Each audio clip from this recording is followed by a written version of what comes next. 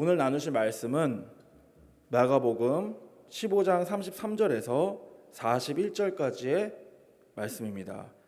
마가복음 15장 33절에서 41절까지의 말씀입니다.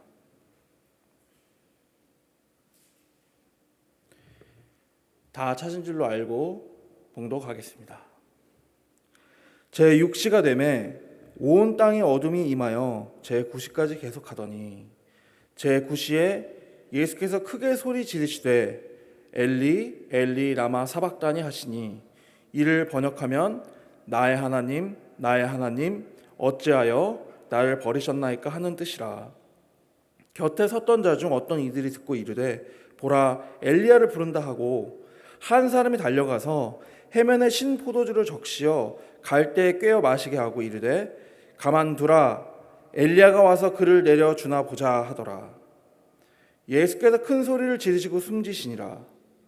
이에 성소휘장이 위로부터 아래까지 찢어져 둘이 되니라. 예수를 향하여 섰던 백부장이 그렇게 숨지심을 보고 이르되 이 사람은 진실로 하나님의 아들이었도다 하더라. 멀리서 바라보는 여자들도 있었는데 그 중에 막달라 마리아와 또 작은 야고보와 요새의 어머니 마리아와 또 살로메가 있었으니 이들은 예수께서 갈릴리에 계실 때에 따르며 섬기던 자들이요 또 이외에 예수와 함께 예루살렘에 올라온 여자들도 많이 있었더라. 아멘. 잠시 기도하겠습니다.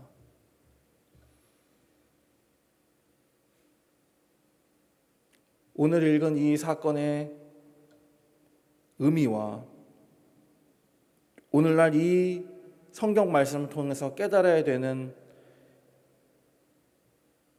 주님께서 인도하고 싶으신 그 영적인 길과 그 생명의 길을 우리 삶 속에서 이해하고 깨달아서 살아갈 수 있게 인도하여 주시옵소서.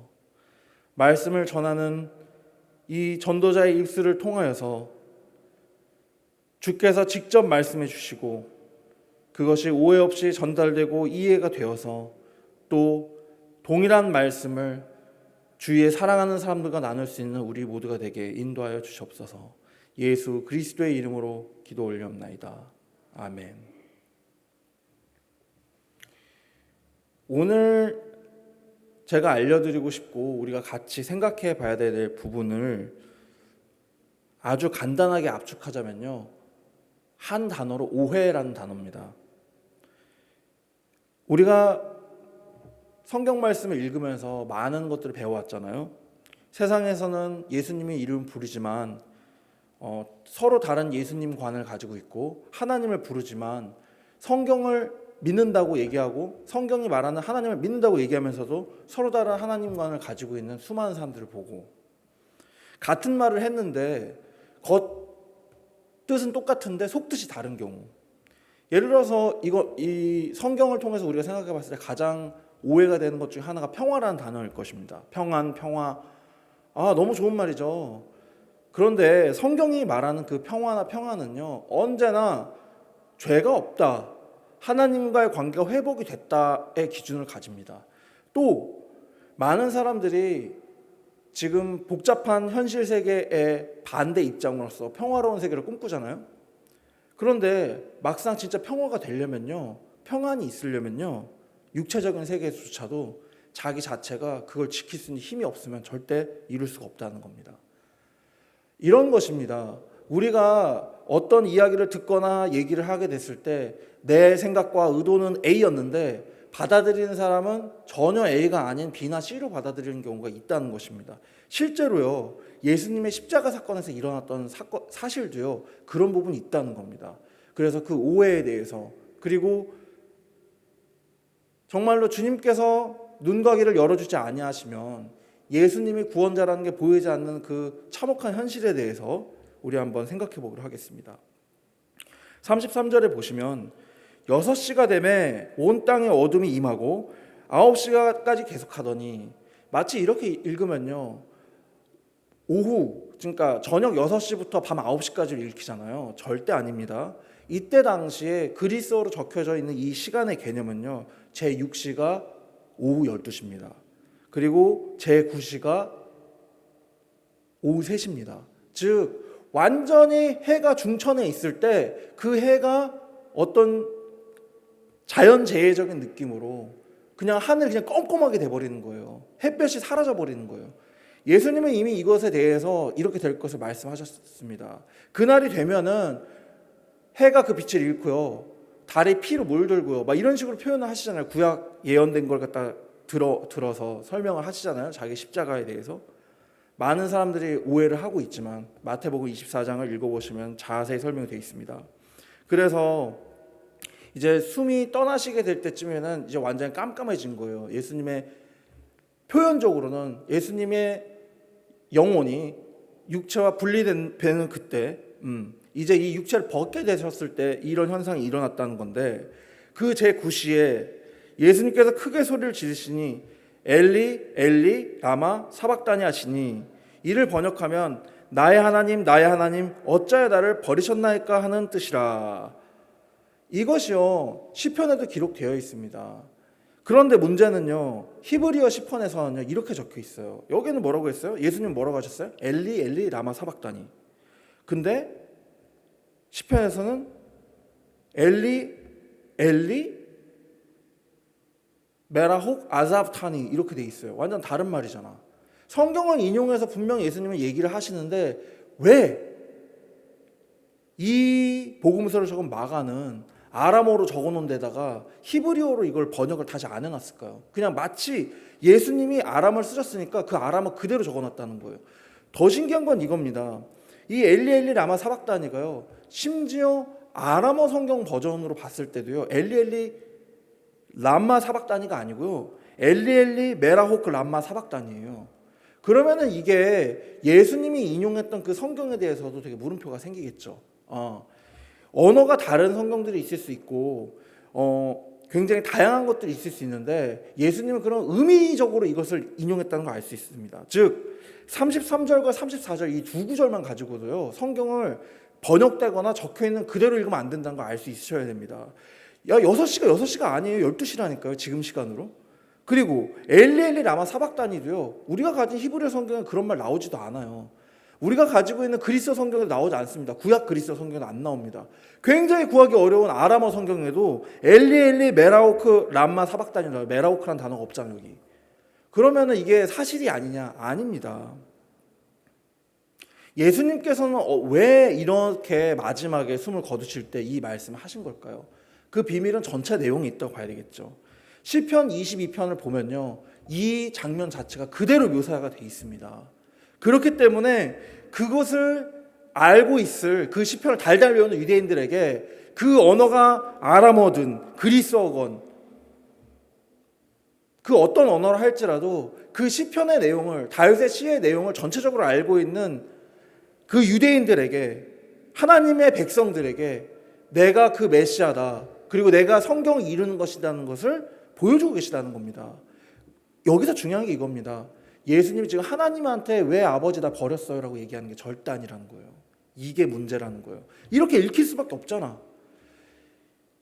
주어적인 의미는 이거예요. 하나님이 주어가 되니까 여기서도 예수님이 있고 예수님이 하나님에게 하나님 왜 나를 버리십니까? 이렇게 얘기하는 것처럼 보이잖아요. 그게 아니라는 거예요. 이건 어떤 사인적인 언어라는 거예요. 왜냐면요, 성경 어디를 봐도요, 적혀 있는 것은 아들의 형태로 적혀 있지만 굉장히 특이하게 예수님은 말씀하십니다. 아버지가 나를 보냈는데 아버지가 나를 보낸 것 같이 나도 너희를 보낸다, 이런 식으로 얘기해요. 중간자로서 얘기하는 게 아니에요. 이 고대 사회의 말의 특성은 이거예요. 아버지가 보낸 것, 내가 보낸 것, 이 뜻은 내가 곧 아버지란 의미거든요. 그러니까 이런 방식으로 얘기가 됐기 때문에 이거를 우리가 아는 현대어적인 걸로 영어를 할지라도 뭐 어떤 언어를 할지라도 한국어도 마찬가지고 직역해서 읽어버리면은 하나님이 있고 아들이신 예수님이 있고 그리고 능력이신 성령님이 있고 그 하나님이 세 분이고 아니라는 거예요. 그렇게 읽으시면 안 돼요. 여기에서도 그렇게 오해가 될 수 있는 부분이라는 거예요. 이 부분이. 그랬더니 유대인들이 뭐라고 해요? 이 오해에 대해서 얘기하는 거잖아요. 이 유대인들 어떻게 오해했냐? 저거 봐봐, 엘리야 부른다, 엘리 이렇게 얘기했으니까. 이게요 진짜 유대인들이 몰라서 이렇게 얘기했을까요? 이 사람들 아람어 몰랐어요? 히브리어 못했어요? 그리고 심지어 이게 시편 22편인지 몰랐을까요? 이 사람들이? 아니요. 이 사람들은 그 얘기를 듣고도 예수님을 비아냥거렸다는 거예요. 현실적으로 생각해 보겠습니다. 우리가요, 어떤 사람들이 있어요. 특히 교회를 아주 잠깐 다녔다가 심지어 신앙이 조금 있었던 것 같아. 예수님을 믿으려고 노력을 했어. 또는 예수님 믿었던 것 같아. 근데 교회를 떠난 어떤 사람들이 있어. 그리고 그 사람들이 교회를 다니는 사람들을 욕합니다. 나도 교회 다녀봤는데, 내가 성경을 좀 읽어봤는데, 지성이 떨어져서 기독교인들인 거야. 아니, 예수가 무슨 구원자야. 아무리 내 생각으로 생각을 하고 내 인생으로 살아봤지만은 예수가 있다는 게 증명도 안 되고 하나님이 있다는 거 어떻게 증명이 되냐고. 그냥 자기가 믿는 대로 가는 거지. 기독교나 불교나. 이 사람들이 지금 여기 나온 이 사람들하고 똑같은 사람들이에요. 만약 돌이키지 아니하면 반드시 죽습니다. 2번. 그게 성경이 얘기하는 거예요. 예수님이 십자가를 지고 고통스러워하면서 속죄의 그 위대한 일을 하고 있을 때 겉모양만 보고 속을 보지 못했던 이 사람들은요, 다 쓸려 들어갔어요. 지금 어디로? 불못으로 이미. 그리고 한 번 더 쓸려 들어가겠죠. 성경 얘기대로라면. 둘째 사망이 있으니까, 축자적으로는. 근데 그 둘째 사망이 같은 그것이고 지옥입니다. 그냥.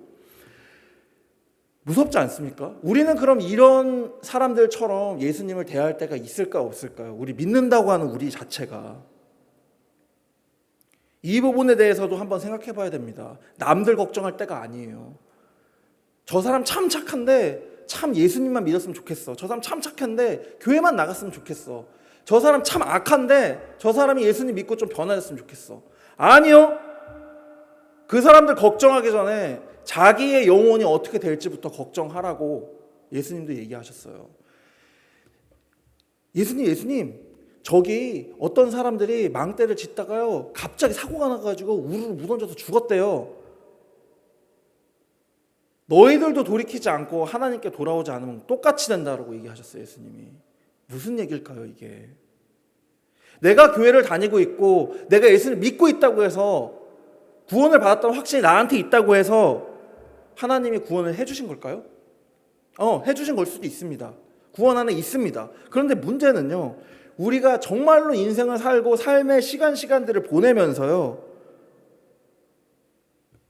의도됐건 의도되지 않았건 예수님의 죽음과 예수님의 부활과 예수님께서 함께 우리와 함께 하신 그것에 대해서요, 뒷짐지고서 마치 객관적인 것 마냥 우리 스스로를 포장해가지고요, 나는 객관적이고 지성적인 기독교이냐. 기독교는 절대 지성적이지 않습니다. 그렇다고 기독교가요, 신비적인 종교이기 때문에 지성이 없이, 논리적인 게 전혀 없이 그냥 믿기만 하면 된다도 아니긴 해요. 하지만 문제는 이거예요. 내가 성경 공부를 많이 하고 성경을 많이 안다고 해가지고 구원을 받는 거랑 상관이 없다는 거예요. 그거는 왜 그럼 하나님께서 허락을 하셨냐? 그거 가지고 전도하고 가르치고 배우고 성장하라고 주신 거지, 성경에 관한 지식이요, 구원하고 직접적 관련이 있다면요, 그거 다 알고 있던 이 사람들이 예수님 십자가에서 피 흘리고 돌아가시는 상황에 엘리야 부른다 이러고 있어요. 이게 현실이라는 거예요. 왜? 예수님 말씀대로 성경이 이루어지는 겁니다. 그들에게는 감추고 너희들에게는 천국의 비밀을 아는 것을 허락한다고 예수님이 이미 제자들에게도 말씀하셨고, 그 부분인 것입니다. 우리가 우리의 눈으로는 너무 비이성적이에요. 왜 우리한테는 보여주시고 저들한테는 숨기시는 거예요? 우리가 생각할 때 저 사람들이 훨씬 성경도 많이 읽었고요, 저 사람들이 훨씬 성경도 잘 알아요. 예수님 이런 생각 안 했을까요? 당연히 했을 거라고 봅니다. 저는 이거 개인적인 생각입니다. 저의 해석이겠죠. 그런데 왜 그럼 예수님이 선택한 사람들에게 성경을 알게 하시고, 즉 예수님의 메시아인 걸 알게 하시고, 또 성령으로 다시 오셨을 때 예수님을 전하는 사역에 그들을 투입시키시고 그 사역을 한 그 사람들을 천국에 이끌어 가셨을까요? 하나님을 섬긴다고 하고 그렇게 열심히 공부하고 성경 여러 가지 언어로 다 알았던 이 사람들조차도 예수님을 못 알아봤는데 어찌 그런 일이 있을 수 있다는 것입니까? 어떻게 해야 우리가 구원을 받을 수 있습니까? 우리는 답을 압니다. 예수님을 믿어야 구원을 얻습니다. 그런데 그게 수준의 문제가 있다는 겁니다. 신앙이 성장하고 싶으십니까? 신앙이 성장했습니까? 과연 성경의 말씀이요 이렇게 멀리 떨어져 있는 제3자적으로 보이면요 이거는요 좀 문제가 있어요. 지성을 떠나서 성경을 읽는데 이게 나에게 경고하신 거구나. 오늘 이 말씀을 읽었는데 주님이 저에게 이렇게 기쁜 말씀을 주셨습니다. 저에게 이렇게 경고하고 계십니다라는 마음이나 느낌이 없으면요 어쩌면은 좀 고민을 해보셔야 돼요. 하나님과 교류가 없는 걸 수도 있어요. 그냥 그 글자만 있다고요. 마치 예수님이 십자가 달리셔서 그 마지막에 말씀하시기를 엘리 엘리 라마 사박다니를 외치시면서 내가 그 메시아이다, 내가 성경을 이뤘다는 것을 외치고 있을 때 엘리야 부른다 이렇게 하는 거랑 똑같다는 거예요. 이 부분이 이게 가장 큰 영적 오해예요. 우리도 마찬가지입니다. 엘리야라고 하는 거를 알아들었잖아. 어쨌든 이 사람들이 또는 비아냥거리는 걸로 엘리라는 단어로 이런 방식 이 수준으로 성경을 알아서는 안 된다는 거예요. 예수 그리스도가 예수 그리스도라는 6개 글자가 아니라는 거예요. 하나님이 우리 삶에서 진짜 역사하시는 예수님을 알고 싶으시면요 그래서 기도해야 된다는 거예요. 우리의 삶이 어려울 수도 있고 힘들 수도 있습니다. 그러나 오늘 본문은 무엇을 얘기합니까? 이미 내 죄를 속죄해 주셔서 내 생명을 살리기 위해서 엘리 엘리 라마 사박다니 하고 이 육체를 벗어 버리시는 예수님의 얘기가 적혀 있다는 것을 잊으시면 안 된다는 겁니다. 내가 아무리 힘들고 아무리 어렵고 내가 아무리 모자란 것이 있어도요 이미 예수님께서요 내 모자란 걸요 지고 가셨어요. 그러므로 사도 바울도 얘기합니다. 또 다른 서신서에서 내게 능력 주시는 자 안에서 못하는 게 없다고 얘기했어요. 이게 그냥 뭐 사업이 잘 되고 내가 지성이 좋아지고 막 내가 열심히 하면 다 되고 하나님이 내 편이니까 절대 아니고요. 생명적인 얘기라는 걸 잊으시면 안 돼요. 우리는 이미 많은 개혁주의 설교자들이 얘기했던 것처럼 이미 십자가에서 죽은 거예요. 죽은 목숨이에요. 지금 이 목숨 자체가 두 번째 생명이에요. 이게 육체에 있는 이 목숨이라고 할지라도 왠지 아세요? 우리가 예수님을 참으로 믿어서 구원을 받았다면요 우리의 육체는 죽지만 우리가 천국에 간다는 건 이미 영원한 생명을 영원한 삶을 지금부터 시작했다는 의미가 되기 때문이에요. 예수님이 계신 곳이 천국이면요 이 땅에서도 천국 삶을 살 수 있어요. 천국이 뭐 하는 곳입니까? 영원토록 하나님 감사합니다 하고 찬양하면서 하나님 사랑하면서 사는 곳이에요. 지금 여기서 오늘 여기서 그것을 할 수 없다면요 갈 필요가 없어요. 심지어 성경은 그걸 얘기합니다. 무시무시하고 무서운 얘기입니다. 그냥 내가 편안해지려고 하나님께서 나를 부르셨구나, 하나님이 너무 사랑이시니까 내가 부족하고 죄인이지만은 불러가지고 속죄해 주신 거고 그냥 믿기만 하면 구원 받는구나 가 아니라는 거예요. 더 깊이 있게 읽어보면은. 그럼 어떻게 해야 되는 걸까요? 이 두 번째의 삶, 이미 우리가 살고 있는 이 삶이 심지어 저는 두 번째라고 표현까지도 하고 있습니다. 예수님을 믿는 사람의 삶은요 이미 육체의 삶을 떠났다, 벗어났다, 심지어 버려야 된다라고까지도 사도 바울은 많이 얘기하고 있습니다. 하지만 우리는 먹어야 되고요, 입어야 되고요, 자야 되고요, 갖고 싶은 것도 많고요, 해야 될 것도 많고요, 책임도 있습니다. 그것들을 다 포기하라는 게 아니에요. 성경이 말하는 것은 먹는 것도 입는 것도 자는 것도 원하는 것을 소유하는 것 모든 것을 누구 이름으로 하라? 예수 그리스도의 이름으로 하라고 했어요. 그게 아주 단순한 신앙입니다. 논리적이지가 않을 수도 있어요. 아니 내가 열심히 일해서 돈을 버는데 이게 예수님의 일하고 무슨 상관인데? 아니에요. 내 생명을 구원해 주신 그 예수님 안에서 살아가는 것 자체, 숨 쉬는 것 자체, 밥 먹는 것 자체, 물 마시는 것, 자는 거, 일어나는 거 다 하나님 뜻 안에 있는 거고 그거 자체가 그렇게 온전하게 인정을 할 때 하나님과 더욱더 가까워질 수 있다는 것을 읽어보지 못하셨어요? 성경을 읽어보면 참 묘한 장면들이 많이 나옵니다. 하나님의 은혜를 구하는 게요 굉장히 특이해요. 우리가 생각하는 것처럼 이렇게 단계적이지가 않아요. 그 단계적인 신앙이라는 것 자체도요 허상일 수 있습니다. 아니 아버지하고요 아이들하고 대화를 해요. 아버지와 사랑하는 딸이 있다고 칩시다. 사랑하는 딸이 아버지한테 나아가기 위해서요 속옷 입고 겉옷 입고 치장하고 머리 올리고 손톱 네일칠 다 하고 난 다음에 아버지 저 예쁘게 하고 왔어요 라고 하나요? 자다가 눈 비비고 일어나서 아빠 부르잖아요. 그렇게 하나님 예수님 못 부르면요 주님 자녀 아니에요. 자기를 돌아보셔야 돼요. 지금 오늘 이 본문을 읽으면서요 눈물이 나지 않으시면요 엘리야 부른다고 했던 이 사람들하고 똑같은 걸 수도 있어요. 우리가 예수님하고 우리가 정말 상관이 있으려면요 예수님의 얘기, 제자들이 하는 얘기, 이게 진짜 하늘로부터 천둥 소리 같이 들려야 돼요. 이건 제 얘기가 아니에요. 예전에 유명했던 설교자들이 거의 비슷하게 했던 말입니다. 성경을 읽고 있는데 졸음이 온다. 그럼 마귀가 공격한다. 맨날 핑계대지 말고 내가 지금 그 마귀인 거예요. 마귀가 공격한 거 맞습니다. 내가 마귀라는 거 너무 세죠 말이. 근데 맞잖아요. 틀린 말 아니에요. 이건 찰스 스펄전이 했던 말입니다. 당신이 성경 말씀 낭독을 하고 성경 말씀에 대해서 증거를 하는데 왜 졸고 있냐? 당신이 마귀라서요. 나가라고. 너무 심하죠 얘기가. 근데 가만히 생각해 보세요. 그렇게 해서라도 정신 똑바로 차리고 성경 말씀을 잘 듣게 된다면은 그럼 한 방에 뒤집어져요. 하나님의 자녀예요. 이렇게 아슬아슬한 삶을 살고 있어요. 우리가 얼마나 죄에 쉽게 빠지는지 모릅니다. 저도 마찬가지입니다. 제가 여기서 이렇게 우리가 예수님과 관련이 있으려면은 이 성경 말씀을 읽을 때 주님 주여 하는 마음으로 읽고 정말 이랬구나 이런 느낌으로 읽어야 되는데 항상 그럴까요? 아니요. 지금 읽었던 곁에 섰던 자들 중 어떤 이들이 듣고 이르되 보라 엘리야 부른다 이런 식으로 성경 읽을 때 얼마나 많은지 몰라요. 그것이 잘못됐다는 걸 깨달을 때 주님 왜 저는 항상 주님 곁에 있는 것 같이 성경 말씀 못 읽죠? 왜 저는 이게 이 시대로 이렇게 딱 점프해서 들어간 것 같이 성경 말씀 읽을 때 느껴지지가 않죠? 이렇게 열심히 하고 노력하고 외국 공부도 하고 막 고대어 공부도 하고 막 이러는데 왜 성경이 한 번에 다 안 깨달아지죠? 저는 노력을 하고 있는 것 같은데 뭐가 부족한 거죠? 그러면서 그런 기도를 하면서 제가 깨달은 게 있어요. 아니 그냥 읽어서 알면 하나님 필요 없다니까요.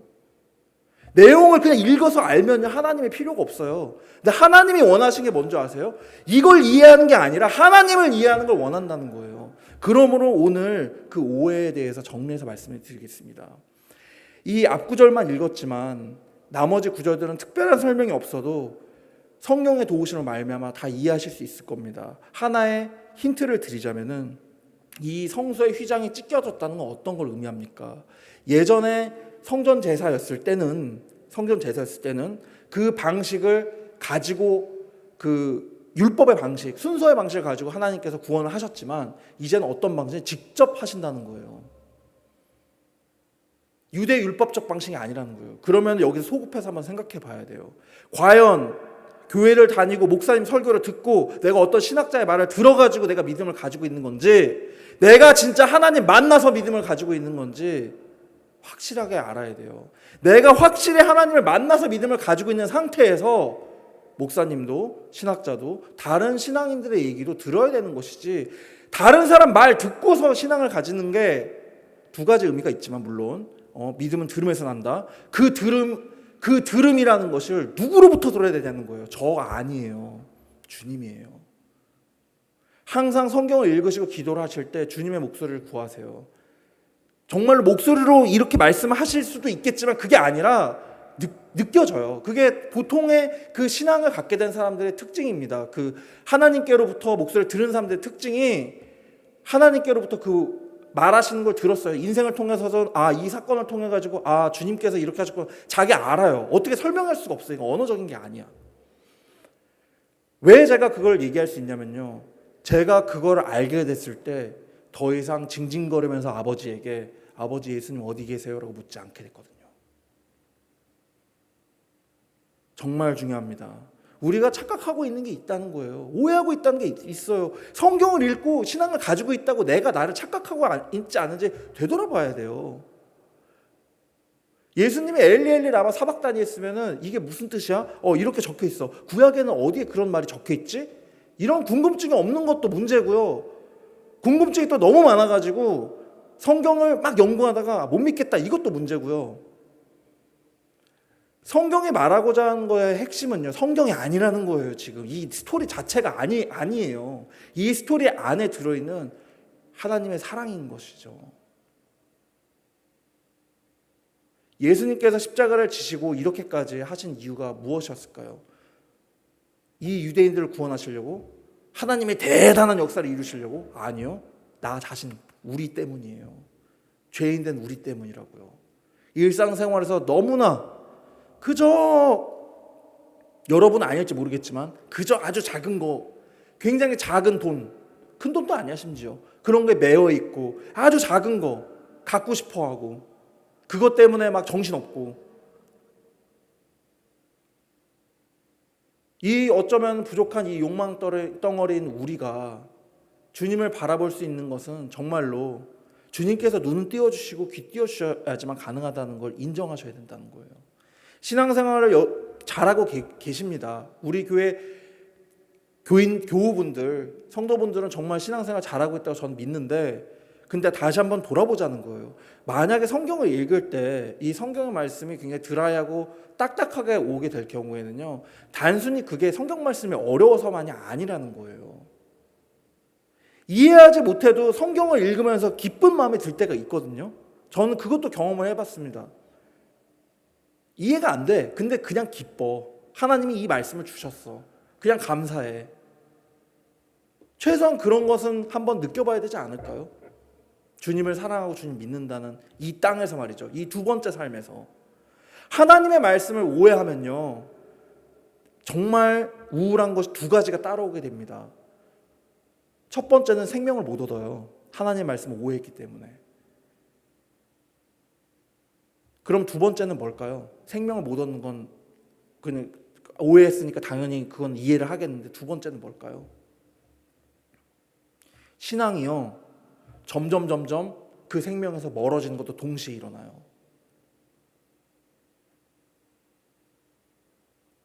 내가 아는 하나님, 내가 아는 예수님의 그 하나님의 권능을요, 프레임 짜면 안 돼요.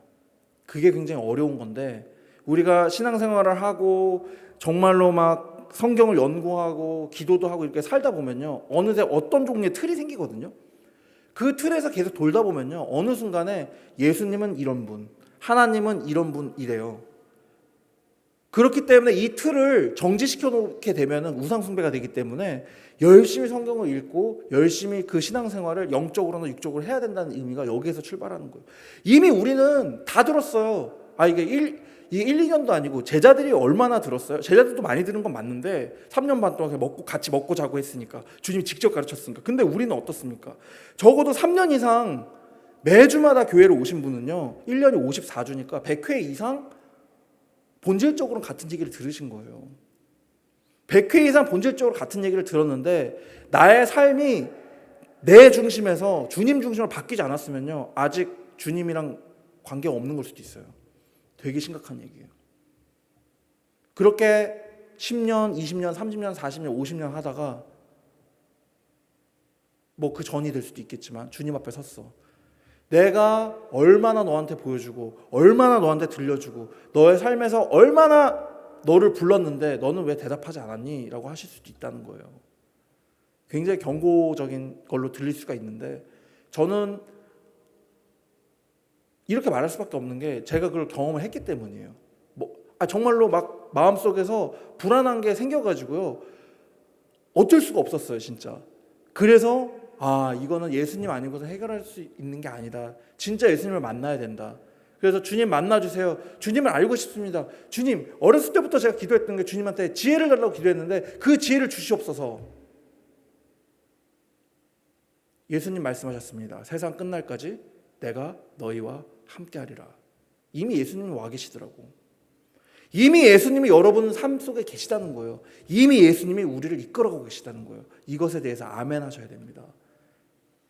그러므로 오늘의 이 이야기에서 이 유대인들의 오해는 결과적으로 사도행전이나 이 후의 이야기, 그리고 그런 것들에 의해서 또 해소가 돼서 레위인의 많은 숫자, 유대인의 많은 무리, 몇천 명씩 예수님 믿게 되거든요. 나중에 그렇게 해소가 됐지만 이때 당시에는요, 사람은 눈으로 보이는 근시안적인 이거밖에 모르기 때문에 예수님 앞에서 이 사람들이 만약에 이 사람들 중에 일부가 예수님에게 돌아왔다면, 전 안 돌아왔다고 보지만 돌아왔다면 이 사람들은요, 예수님만큼 사도 바울이나 아니면 베드로처럼 십자가에 못 박혀 죽을 때까지 충성했을 거예요. 진짜로.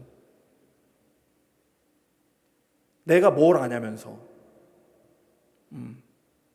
우리가 정말로 그렇게 진하게 예수님을 만나고 하나님과 소통했으면 좋겠어요.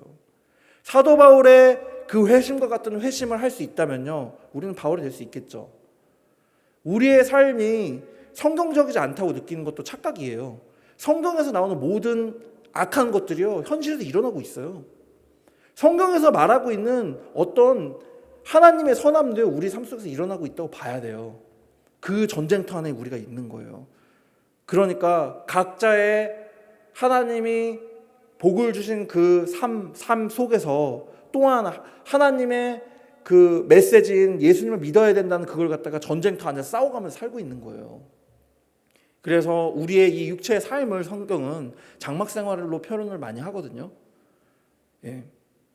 그래서 이것이 온전한 집이 아니란 말이에요. 진짜 집 어디 있어요? 우리 집이 하늘나라에 있다고 얘기했잖아요, 이미 성경에서. 이걸 잊지만 않는다면요, 이거를 우리의 진짜 집은 하늘에 있어.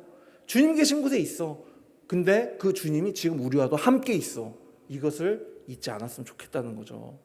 그래서 오늘 읽었던 이 본문 내용처럼 결국 이 여자들은 마리아죠. 계속 마리아가 여러 명 나옵니다. 이 마리아들은 예수님의 그 죽음을 지켜보면서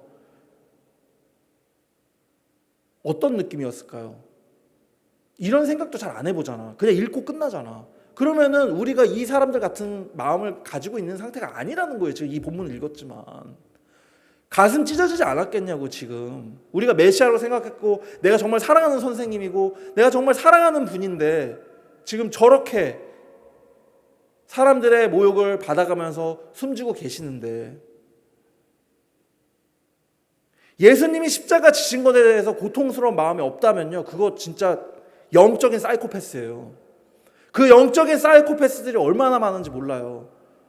예수님이 십자가 지시고 내 죄 다 가져가셨으니까 나는 축복이다. 절대 아니라는 거죠.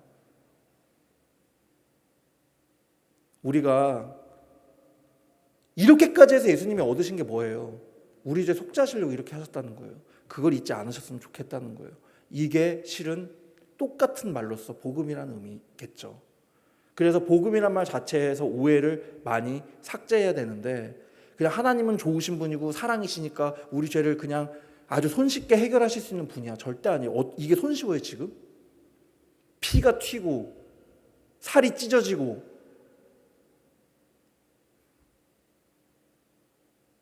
그 예수님의 십자가를 묵상하는 우리 모두가 됐으면 좋겠습니다. 그리고 거기에 함몰되면 안 돼요. 또 그렇게 해가지고 어떻게 하셨어요? 악을 이기셨고 죽음을 이기셨고 그 위대한 스토리에 안 죽었어요. 결론적으로 얘기하자면 부활이라는 것에 대한 의미도요, 더 설명이 필요하겠지만 근본적으로 이겁니다. 우리는 영원한 삶에 참여하는 자가 됐다는 겁니다. 가볍게 얻은 것도 아니지만은 그것이 너무 무거워서 우리가 얻을 수 없다는 것도 아니에요. 참 말이 어렵죠, 이 부분이. 오해하시면 안 된다는 거예요. 복음에 대해서, 예수님 십자가에 대해서. 고통만 있는 게 아니라는 거예요. 영광이 있다고요. 우리의 삶이 사람들이 볼 때 마치 예수님을 놀린 것처럼 쟤네 기독교인들이래, 쟤네 2000년 전에 쓰여진 그런 어떤 민담집을 믿는데, 이런 식으로 욕하는 거 이미 예수님 시대 때 2000년 전부터 있어 왔던 일이고요. 앞으로도 계속 그럴 거예요. 과학 시대가 됐으니까 더 그러겠죠? 그래, 너네들은 그래라. 그래도 우리는 외칠 겁니다. 예수님이 엘리 엘리 라마 사박다니 한 것처럼 우리는 예수 그리스도는 오직 주시오, 우리의 구원자라는 것을 얘기할 수 있는 우리가 됐으면 좋겠습니다. 기도하겠습니다. 주님, 우리가 주님의 뜻을 오해하고 있을 때가 너무 많이 있습니다. 용서하여 주시고, 또 이렇게 주님의 뜻을 오해하고 있는 세상에 대해서 주께서 먼저 본을 보이신 것 같이 우리도 각자 자기 십자가를 지고 주님의 뜻을 이룰 수 있게 인도하여 주시옵소서. 그 발이 어그러지지 아니하고 약한 무릎을 일으켜 세우고 주님과 함께, 주님을 믿는 참 공동체와 함께 주님의 복음을 전하고 그 복음 안에서 살아날 수 있는 우리가 되게 인도하여 주시옵소서. 주님께서 주신 이 생명을 생명답게 살다가 참 생명으로 주님 안에서 다시 살아날 수 있게 인도하여 주시옵소서. 예수 그리스도의 이름으로 기도 올리옵나이다. 아멘.